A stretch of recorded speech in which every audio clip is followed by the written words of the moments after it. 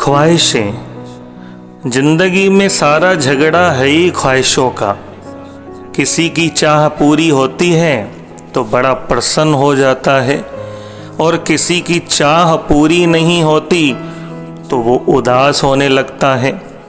और कभी गम तो कभी खुशी इन्हीं बातों से होती रहती है।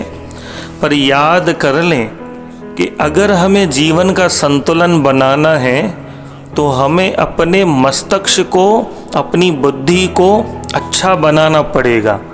तो हम कहीं पर भी हों, हमारी ख्वाहिशें ज़रूर पूरी होगी। अब ध्यान दें, एक राजा कुशल प्रशासक था। प्रजा के सुख दुख के लिए वह प्राय साधारण वेशभूषा में उनके बीच घूमा करता था। एक दिन जब राजा जंगल से गुजर रहा था तो उसने कुछ घुड़सवार लुटेरे अपनी ओर बढ़ते देखे। राजा समझ गया कि यह लूटने की नीयत से आ रहे हैं। राजा साहसी था, अतः घबराने की बजाय उनसे लड़ने के लिए तैयार हो गया। उसी समय अचानक राजा के घोड़े का पैर एक गड्ढे में फंस गया।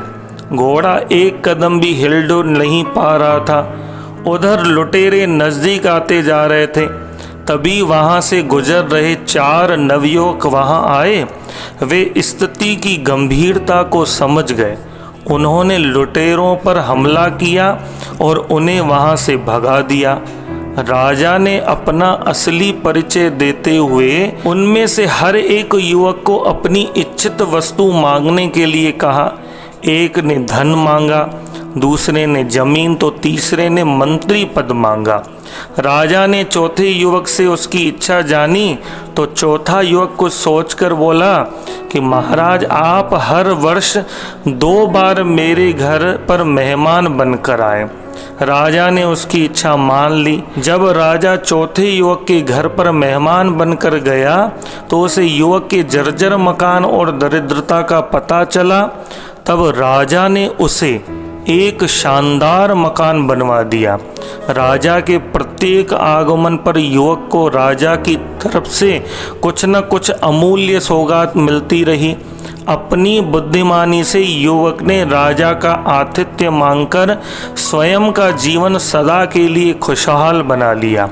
सार यही है कि यथोचित लाभ पाने के लिए अवसरों का उपयोग बुद्धि से किया जाए, ढंग से किया जाए, तो हमें वो सब खुशी, सब हमारी ख्वाहिशें पूरी हो सकती है जो हम चाहते हैं। पर अवसर का लाभ किसे मिलेगा? जो बार बार अवसर को छोड़ेगा, उसे नहीं, जो बार बार अवसर को अपने जीवन में लाएगा। तो हम अपने जीवन में अवसरों को लाएं।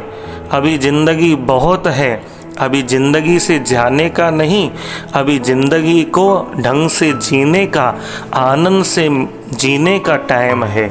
इसीलिए जिए दिल से।